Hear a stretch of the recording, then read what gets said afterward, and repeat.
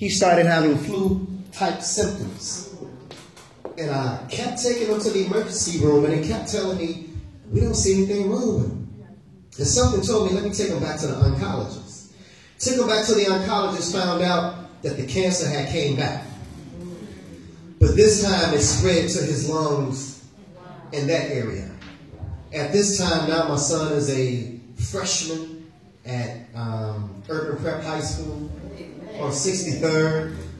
He began to do very well in school. He was angry during this time. But Urban Prep turned him around. It was a good school that disciplined boys, made young men out of boys, and this was his story. But he began to get sicker when the cancer spread to his lungs. The doctor eventually told me a few months before he died, he's not going to make it. And I'm like, what do you mean? I'm talking to him just like I'm talking to you. He's talking back to me just like y'all talking back to me. What do you mean? They said eventually he won't be able to sleep laying down.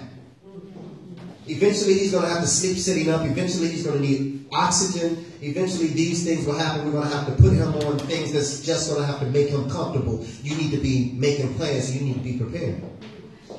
I couldn't understand the doctor telling me that when I'm looking at my son. He's walking around and doing those type of things, but evidently they could see something that I couldn't see.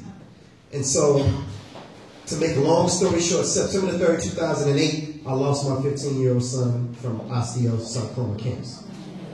And so my drive for what I do in the community, my drive for reaching out to these young people and mentoring, my motivation is my son. I couldn't save his life, but there are hundreds of other little boys that come from my community that I can save. And so I spend my time, I spend my money, I spend my resources. Anything that you know about Black Ice, that you look at on the internet and that you search, don't be what I'm telling you right now. Community service work. I'm not all about arts and entertainment. And so we have a scholarship that we give away every year in the name of my son called the Tyrone Hawthorne Cancer Scholarship Fund. And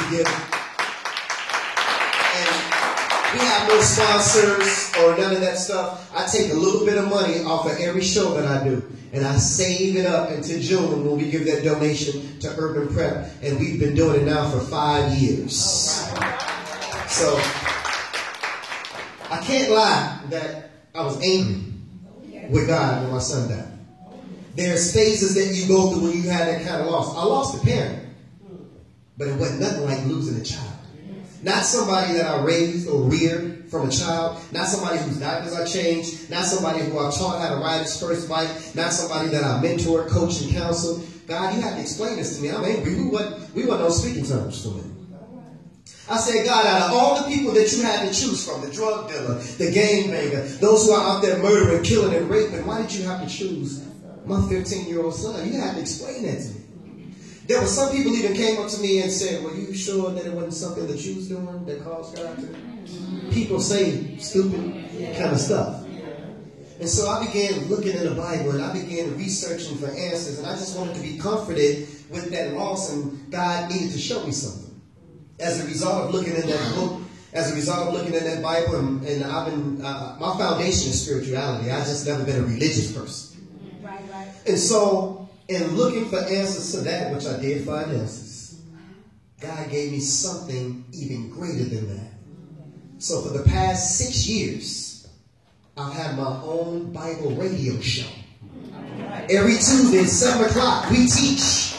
And we challenge everything that you learn on Sunday to see if what you learn on Sunday lines up with what's written in the book. And our motto is, if you can't read it, don't believe it.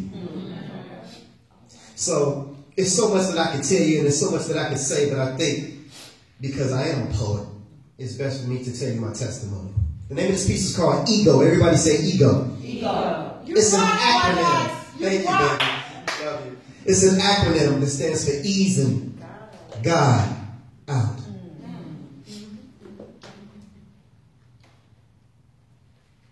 Hey God, where you at? I've been looking for you.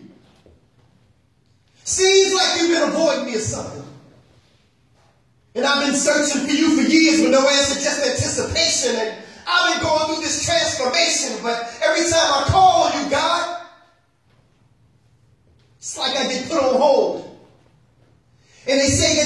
hear all and that you see all, but seems like you ain't never available, God, when I call. See, I remember it was January 91. I had just left Simeon's Martin Luther King ceremony speaking. I wasn't feeling too well that day. Little did I know that all the while, my appendix had been leaking. And where were you, God?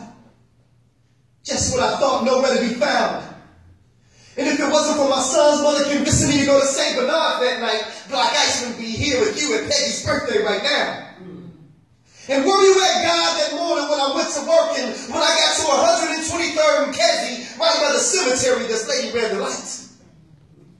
The last thing I saw, y'all, was headlights. A 3-car collision that damn near took my life, but where were you, God? And where you at, God, when my mother was stricken with cervical cancer? She's been going to the Kingdom Hall serving him since before I was born, and we both called on you, and you still didn't answer. Come on, God, this is my mother. Tell me, is this how you treat all your sons and your daughters? And where you at, God, that day my son died? I sat there at the University of Chicago, and I watched him come back twice. You could have intervened. You could have saved his life, but where were you, God? And where were you at, God, when... Okay, my son, I've heard enough. Now I know that times for you have been rough, but son, where's your faith? Seems like you only seek my face when you need me, for I am a full-time God, my son. Do you really believe in me? Well, if so, then you would know that I am the creator of the universe. All that you see from the highest heights of heaven to what you have discovered beneath the earth. See, I am the God of Abraham, Isaac, and Jacob. I am the God of Moses, Lot, and David.